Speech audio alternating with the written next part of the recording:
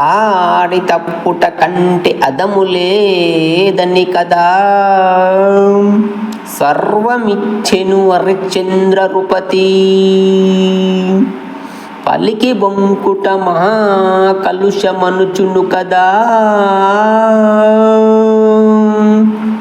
పాతాళమునకేగే బలిమి బొందు. శరణార్థ బ్రొంచుట వరధర్మమని కదా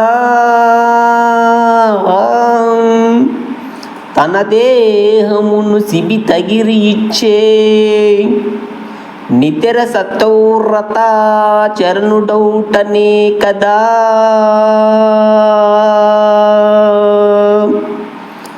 అసువులైనను వీడే దశరథుండు అంతవరకేలనయ్యవో అర్జనాభా